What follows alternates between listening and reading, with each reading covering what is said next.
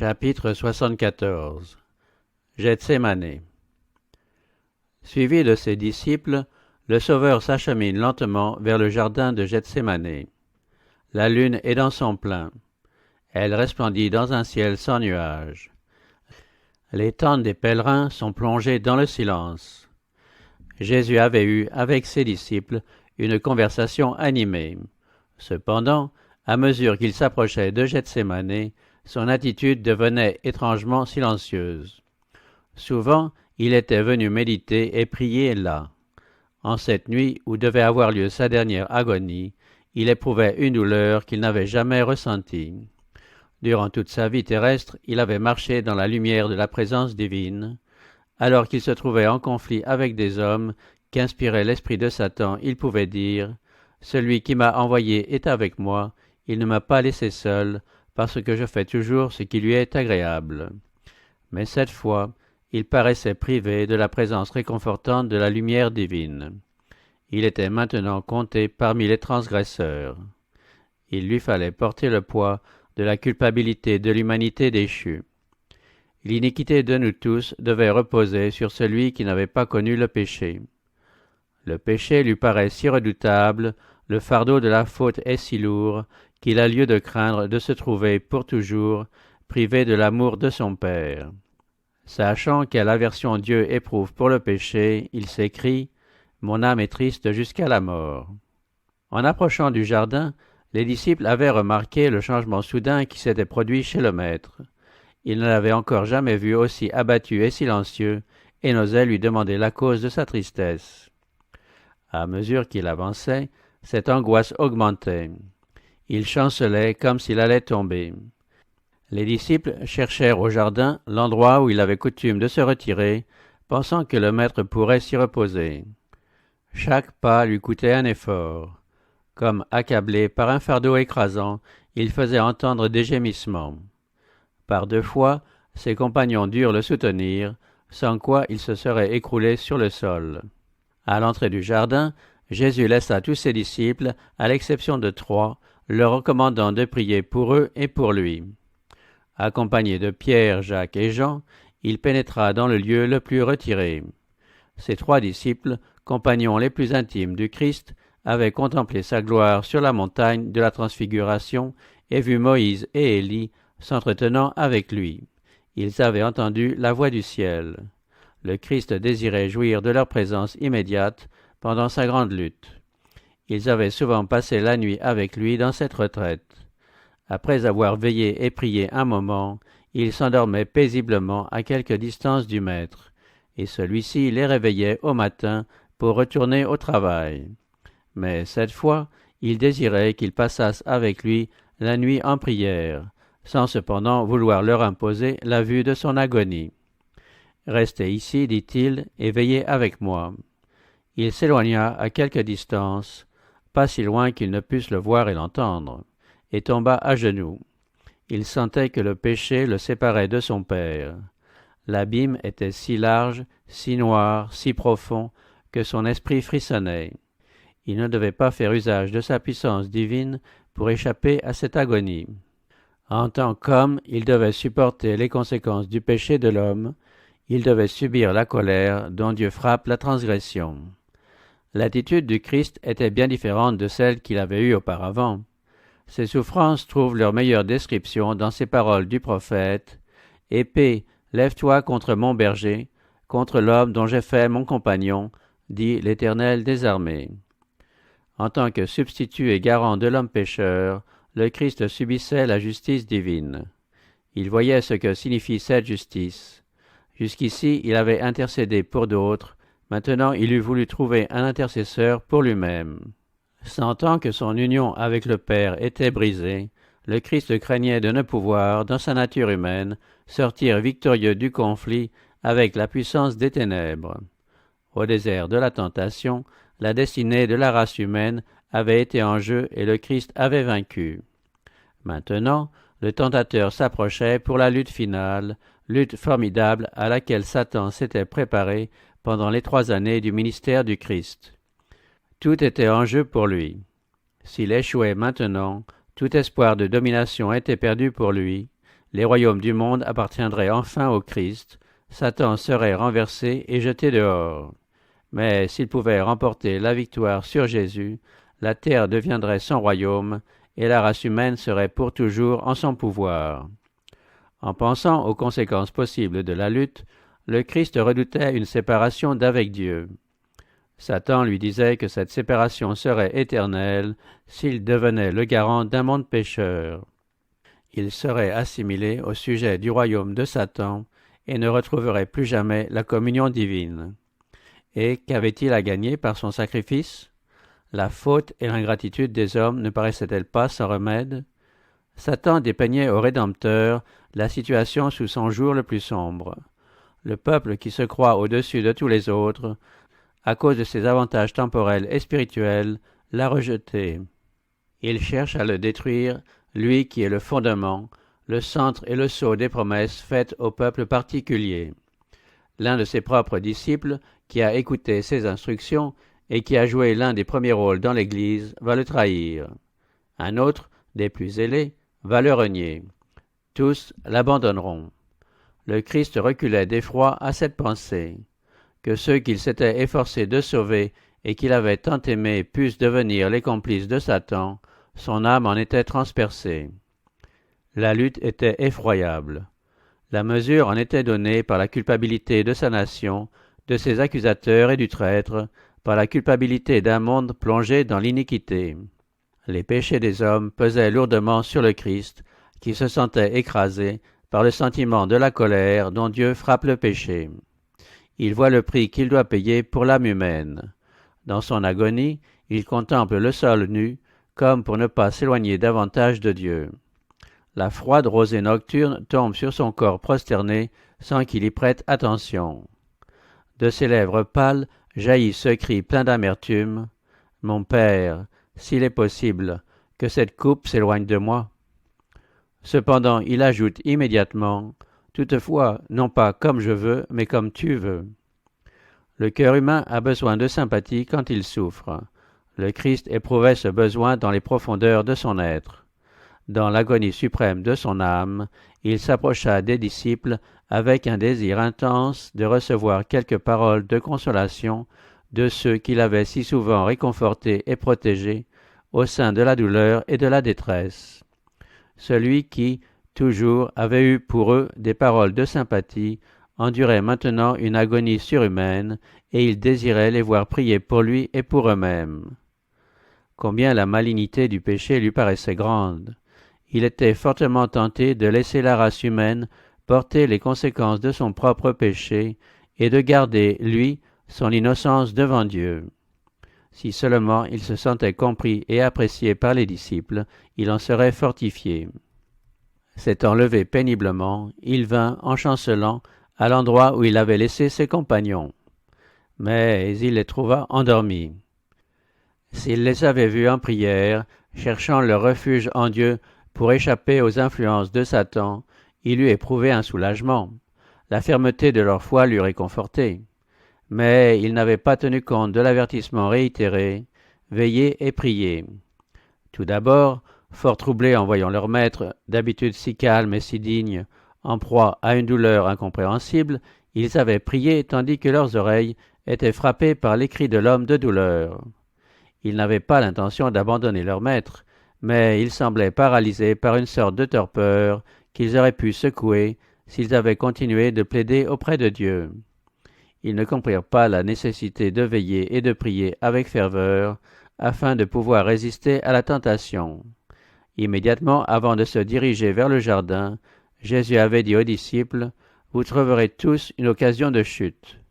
Ils avaient assuré avec la dernière énergie qu'ils étaient prêts à l'accompagner en prison et à la mort. Ce pauvre Pierre, toujours plein de lui-même, avait ajouté « Quand tous trouveraient une occasion de chute, moi pas ». Mais les disciples se fiaient à eux-mêmes. Malgré les conseils du Christ, ils ne regardaient pas vers leur puissant soutien. C'est ainsi qu'ils se trouvèrent endormis au moment où le Sauveur avait le plus grand besoin de leur tendresse et de leur prière. Pierre lui-même dormait. Jean, le disciple bien-aimé, qui s'était appuyé sur le sein de Jésus, dormait lui aussi. L'amour que Jean avait pour son maître aurait dû pourtant le tenir éveillé. À cette heure de douleur suprême, il aurait dû joindre ses ferventes prières à celles de son cher Sauveur. Le Rédempteur avait passé des nuits entières en prière pour que la foi de ses disciples n'eût pas à défaillir. Si Jésus avait maintenant posé cette question à Jacques et à Jean, « Pouvez-vous boire la coupe que je vais boire ?»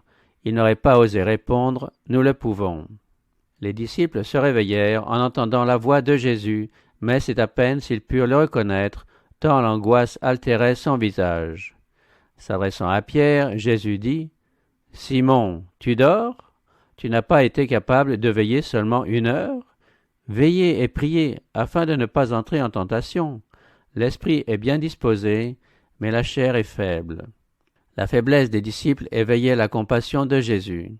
Ils craignaient qu'ils ne fussent pas capables de supporter l'épreuve de la trahison et sa mort. Sans leur faire de reproches, il leur dit « Veillez et priez afin de ne pas entrer en tentation. » Même dans cette grande agonie, ils cherchaient une excuse à leur faiblesse. L'esprit est bien disposé, dit-il, mais la chair est faible. Le Fils de Dieu fut ressaisi par l'agonie et, défaillant, épuisé, il retourna en chancelant au point qu'il venait de quitter. Sa souffrance était encore plus intense. Son angoisse était telle que sa sueur devint comme des grumeaux de sang qui tombaient à terre. Les cyprès et les palmiers étaient les témoins silencieux de son angoisse. Leur feuillage laissait tomber une épaisse rosée sur son corps exténué, comme si la nature pleurait sur son auteur, se débattant seule contre la puissance des ténèbres. Peu de temps auparavant, Jésus avait semblé un cèdre puissant, résistant à l'orage de l'opposition déchaînée contre lui. Des volontés opiniâtres, des cœurs pleins d'une malice subtile, avaient cherché en vain à le confondre et à l'accabler. Maintenant, il était semblable à un roseau battu et ployé par une violente tempête. Il s'était approché de la consommation de son œuvre en conquérant, remportant à chaque pas une nouvelle victoire sur la puissance des ténèbres. Comme s'il eût été déjà glorifié, il avait proclamé son unité avec Dieu. Sa voix, maintenant, dans le silence du soir, n'avait pas des accents de triomphe, elle était pleine d'une angoisse toute humaine. Ces paroles du Sauveur parvenaient aux oreilles des disciples assoupis. « Père, si tu le veux, éloigne de moi cette coupe. Toutefois, non pas ma volonté, mais que la tienne soit faite. » Les disciples auraient voulu aller vers lui, mais il leur avait dit de demeurer là, veillant et priant. Quand Jésus revint à eux, il les trouva de nouveau endormis. Il ressentait un même besoin de compagnie, il désirait entendre de la part des disciples quelques paroles qui pussent le soulager et dissiper les ténèbres qui l'accablaient. Mais leurs yeux étaient appesantis, ils ne savaient que lui répondre. Réveillés par sa présence, ils virent son visage recouvert d'une sueur sanglante et ils en furent tout effrayés. Ils ne pouvaient comprendre son angoisse. Il était un sujet d'étonnement, tant son visage était défait, méconnaissable, tant son aspect différait de celui des autres hommes. Jésus retourna vers sa retraite, et vaincu par l'horreur de ténèbres profondes, tomba à genoux. À cette heure de l'épreuve, l'humanité du Fils de Dieu était tremblante. En ce moment, il ne priait plus pour que la foi des disciples ne défaillît point, mais pour sa propre âme tentée et agonisante. Le moment redoutable était arrivé où devait se décider la destinée du monde. Le sort de l'humanité oscillait dans la balance. Le Christ pouvait encore refuser de boire la coupe préparée pour l'homme coupable. Il n'était pas trop tard. Jésus pouvait essuyer la sueur sanglante de son visage et laisser périr l'homme dans son iniquité. Il pouvait dire que le transgresseur subisse la peine de son péché. Moi, je retournerai vers mon Père. Le Fils de Dieu allait-il consentir à boire la coupe amère de l'humiliation et de l'agonie? L'innocent allait-il subir les conséquences de la malédiction du péché pour sauver le coupable? Les lèvres pâles et tremblantes de Jésus murmurèrent ces paroles. « Mon Père, s'il n'est pas possible que cette coupe s'éloigne sans que je la boive, que ta volonté soit faite. » 3 fois, il répéta cette prière. Par 3 fois, l'humanité de Jésus a hésité devant le dernier sacrifice, le sacrifice suprême. Maintenant, l'histoire de la race humaine se présente à l'esprit du Rédempteur du monde.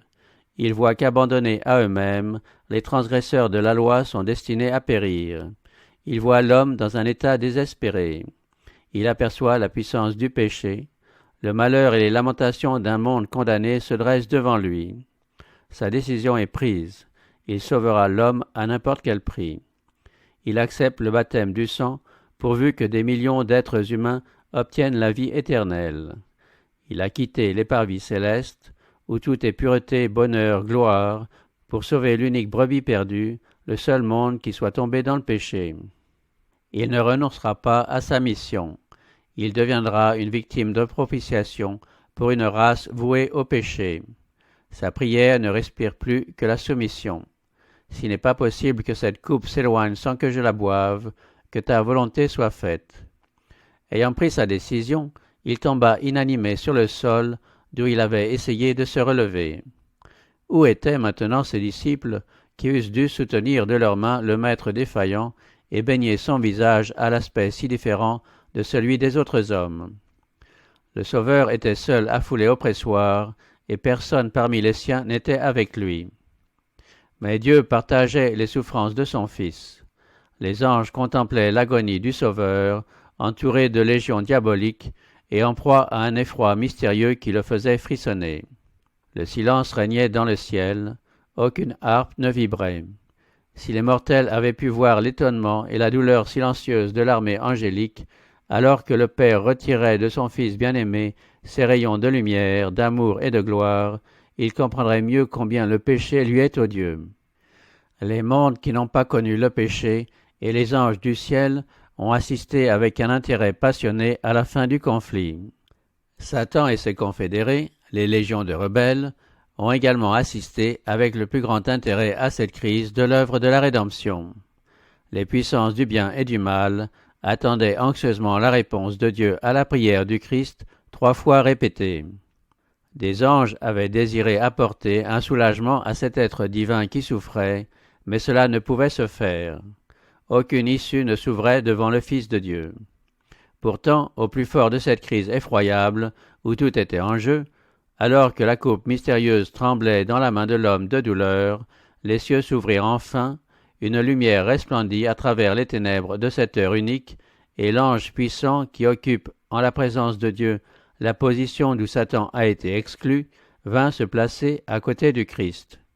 Cet ange ne venait pas pour enlever la coupe des mains du Christ, mais pour le fortifier, afin qu'il pût la boire, en lui donnant l'assurance de l'amour de son Père. Il venait pour donner des forces à l'être divin et humain qui était en prière. Il lui montra le ciel ouvert et lui parla des âmes qui seraient sauvées par ses souffrances. Il lui rappela que son Père est plus puissant que Satan, que sa mort aurait pour effet la défaite totale de celui-ci, et que le royaume de ce monde serait donné au sein du Très-Haut. Il lui dit qu'il pourrait contempler le fruit de ses labeurs, et qu'il serait rassasié de joie en voyant des multitudes d'êtres humains sauvés pour l'éternité. L'agonie du Christ n'avait pas cessé, mais il ne se sentait plus découragé. La tempête n'était pas apaisée, mais il était assez fort pour y résister. Il sortait de l'épreuve calme et serein. Une paix céleste reposait sur son visage taché de sang. Il avait enduré ce qu'aucun être humain ne pourra jamais endurer, car il avait goûté les souffrances de la mort à la place de tous les hommes. Les disciples endormis avaient été subitement réveillés par la lumière qui enveloppait le Sauveur. Ils virent l'ange penché sur leur maître prosterné, appuyer la tête du Sauveur sur sa poitrine et lui montrer le ciel. Ils entendirent sa voix, semblable à la plus douce musique, prononçant des paroles de consolation et d'espérance. Les disciples se rappelèrent ce qui s'était passé sur la montagne de la Transfiguration, la gloire qui avait inondé Jésus dans le temple, et la voix de Dieu qui s'était fait entendre du sein de la nue. Cette même gloire se manifestait à nouveau, dissipant toutes les craintes qu'ils entretenaient au sujet de leur maître. Ils se trouvaient sous la protection divine. Un ange puissant avait été envoyé pour le garder. Les disciples fatigués retombèrent sous la torpeur qui les accablait. Une fois encore, Jésus les trouva endormis. Les regardant avec tristesse, il leur dit « Dormez maintenant et reposez-vous. Voici l'heure est proche où le Fils de l'homme va être livré aux mains des pécheurs. » En prononçant ces paroles, il entendit déjà le bruit des pas de la populace qui le cherchait, et il dit « Levez-vous, allons, celui qui me livre s'approche. » Jésus ne montrait plus aucune trace d'agonie lorsqu'il s'avança au-devant du traître. Ayant distancé ses disciples, il demanda « Qui cherchez-vous » Ils lui répondirent « Jésus de Nazareth. » Il leur dit « C'est moi. » À cet instant, l'ange qui était venu à son secours se plaça entre lui et la foule. Une lumière divine éclairait le visage du Sauveur, et une forme de colombe le recouvrait. La foule sanguinaire ne pouvait supporter la présence de cette gloire. Tous reculèrent, prêtres, anciens, soldats, Judas lui-même, tombèrent à terre comme morts. L'ange se retira et la lumière s'évanouit. Jésus avait l'occasion de s'enfuir, mais il resta calme et maître de lui-même. Il se tenait glorifié au milieu de cette bande endurcie, étendue sans force à ses pieds. Les disciples regardaient, muets de saisissement et d'épouvante. Soudain, la scène changea d'aspect. La foule se releva. Les soldats romains, les prêtres avec Judas, se rassemblèrent autour du Christ. Ils paraissaient honteux de leur faiblesse et craignaient que Jésus ne voulût s'échapper. Le Rédempteur renouvela sa question « Qui cherchez-vous » Tout prouvait que celui qui se tenait devant eux était le Fils de Dieu, mais ils ne voulaient pas se laisser convaincre. Ils répondirent encore une fois « Jésus de Nazareth. » Alors Jésus reprit « Je vous ai dit que c'est moi. Si donc c'est moi que vous cherchez, laissez partir ceux-ci. » Et, ce disant, il montrait les disciples. Sachant combien leur foi était faible, il s'efforçait de leur épargner la tentation et l'épreuve. Il était prêt à se sacrifier pour eux. Judas n'oublia pas son rôle de traître. C'est lui qui, suivi de près par le souverain sacrificateur, avait introduit la foule dans le jardin. Il avait donné ce signe à ceux qui poursuivaient Jésus. « Celui à qui je donnerai un baiser, c'est lui, saisissez-le. » Maintenant, il feignait de ne rien avoir de commun avec eux. S'approchant de Jésus, il lui prend familièrement la main comme un ami. Il le baise plusieurs fois en lui disant « Salut, Rabbi !» et il simule pleurer de sympathie pour lui dans le danger. Jésus lui dit « Ami, ce que tu es venu faire, fais-le. » Et sa voix vibrait de douleur tandis qu'il ajoutait « Judas, c'est par un baiser que tu livres le Fils de l'homme. » Un tel appel aurait dû réveiller la conscience du traître, toucher son cœur obstiné. Mais tout sentiment d'honneur, de loyauté et de tendresse humaine l'avait abandonné. Il se montrait hardi, avec un air de défi, ne manifestant aucune disposition à revenir en arrière. Il s'était donné à Satan et n'avait plus de force pour lui résister. Jésus ne refusa pas le baiser du traître. La foule s'enhardit quand elle vit que Judas osait toucher la personne de celui qui venait de se montrer glorifié à leurs yeux. On se saisit alors de Jésus, et on se mit en devoir de lier ses mains qui avaient été sans cesse occupées à faire du bien. Les disciples s'étaient imaginé que le Maître ne se laisserait pas prendre. Ils pensaient que la puissance qui avait jeté à terre ces gens pouvait les y maintenir jusqu'à ce que Jésus et ses compagnons se fussent mis en sûreté. Ils éprouvèrent du désappointement et de l'indignation quand on apporta des cordes pour lier les mains de celui qu'ils aimaient. Saisi de colère, Pierre tira brusquement son épée et voulut défendre son maître, mais il ne réussit qu'à couper une oreille au serviteur du souverain sacrificateur. À cette vue, Jésus dégagea ses mains, bien qu'elles fussent fermement tenues par les soldats romains, et il leur dit « Tenez-vous-en là !» Il toucha l'oreille blessée et la guérit à l'instant même. Ensuite, il dit à Pierre « Remets ton épée à sa place, car tous ceux qui prendront l'épée périront par l'épée. Penses-tu que je ne puisse pas invoquer mon Père, qui me donnerait à l'instant plus de 12 légions d'anges, une légion pour chacun des disciples? Pourquoi, pensaient les disciples, ne se sauve-t-il pas lui-même et nous avec lui? Pour répondre à cette pensée cachée, Jésus ajouta « Comment donc s'accompliraient les Écritures, d'après lesquelles il doit en être ainsi? La coupe que le Père m'a donnée, ne la boirai-je pas ?» La dignité officielle dont étaient revêtus les conducteurs juifs ne les avait pas empêchés de se joindre à ceux qui poursuivaient Jésus. Son arrestation était une affaire trop importante pour être confiée à des subordonnés. Ses prêtres et ses anciens rusés accompagnaient la police du temple et la racaille qui suivait Judas à Gethsémanée. Quelle société pour ces dignitaires, une tourbe avide de sensations et pourvue de tout l'attirail nécessaire à la capture d'une bête sauvage. Se tournant vers les prêtres et les anciens, le Christ fixa sur eux son regard pénétrant. Il ne devait jamais oublier, aussi longtemps qu'il vivrait, les paroles qu'il prononça à cette occasion. Ces paroles étaient les flèches acérées du Tout-Puissant. Il leur dit avec dignité, « Vous êtes venus comme après un brigand, avec des épées et des bâtons, pour vous emparer de moi. J'étais tous les jours parmi vous, j'enseignais dans le temple, et vous ne vous êtes pas saisis de moi. La nuit convient mieux à votre œuvre, mais c'est ici votre heure et le pouvoir des ténèbres. » La terreur s'empara des disciples quand ils virent que Jésus se laissait prendre et lier. Ils étaient scandalisés de ce qu'il tolérait que cette humiliation fût infligée à lui-même et à eux. Ils ne pouvaient comprendre sa conduite, sa passivité devant la foule qui le maltraitait. Dominés par l'indignation et la peur, ils suivirent le conseil de Pierre qui leur proposa de songer à leur propre salut. Alors tous l'abandonnèrent et prirent la fuite. Le Christ avait annoncé cette désertion. « Voici l'heure vient, avait-il dit, et même elle est venue, où vous serez dispersés, chacun de son côté, et où vous me laisserez seul. Mais je ne suis pas seul, car le Père est avec moi.